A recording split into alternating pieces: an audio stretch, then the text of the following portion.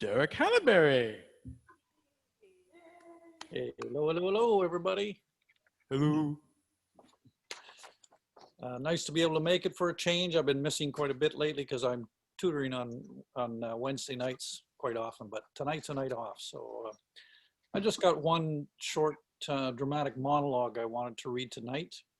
I'm going to dedicate it to my Aunt Nellie, who I was a kid in Ontario, came to visit with her husband and two daughters, and stayed for over 3 months. And there is something about her voice that just implanted in my head as a child. And so every now and then it comes out, and it came out in this piece.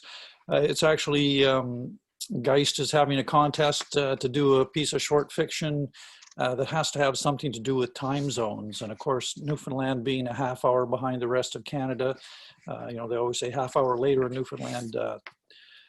That's sort of the spark for this piece. It's called The Way I Sees It.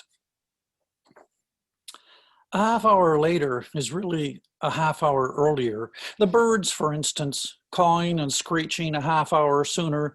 The sun ditching its head behind the mainland a half hour before it disappears in Halifax. Everything happens here first in the whole friggin' country, but we were the last to join up, and some of us still rue the day. They called us Johnny-come-latelys when we was really Johnny-come-earlys. Yes, Floyd, I know you and me both know all about that, but they got no business in the bedrooms of the people.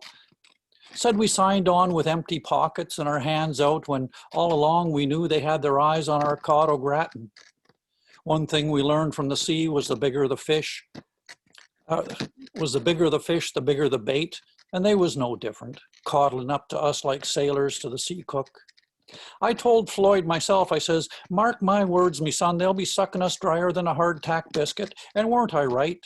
First the fish, then they're drilling the blood out of Hibernia, not to mention every decent young'un sucked down the pipeline to Fort McMurray, of which I might add we were a full 3.5 hours ahead of that oil-soaked hole in the tar sands. Better to be batting baby seals and feeding the wildfires in California, I say. And I can say that being first up in the country and having the jump on the day. Clara called the other afternoon. I was frying scruncheons for Floyd's lunch. Said she was on her morning break from driving a buggy with tires taller than her head and couldn't come home for Christmas because it's double time. And she owes the bank too much money for the mobile home and her four-wheel drive to replace the ones what burnt. She said Jamie's still sleeping on her couch and spending all his money on beer. I said, cripes, dear, the day's half done here. That's old news now, but thanks for sparing me the time to call. Your father says hi. A half hour later, and I were heading to watch some more commercials on the TV while Floyd, bless his heart, was drying the dishes with a fan he picked up at the Walmart for $9.99. That's when his nibs from Washington came on, looking all pale and glassy-eyed, saying he were off to hospital for a few days. And first things come out of my mouth is, oh, you poor thing, like Pops used to say whenever anyone complained about anything from a hangnail to a broken heart. So to set the record straight here, I'm not complaining. I'm just saying whatever happens in the world, we'll likely be the first to know. Thank you. Oh, Derek, thank you. Oh man, that was I had a good couple laughs in there, and I'm like, I hope you write the whole book like this character. That was funny. Yes. Yeah. Excellent, yes. Derek. Actually, yeah, sometimes it's hard to shut her voice off. It might end up a book, I don't know.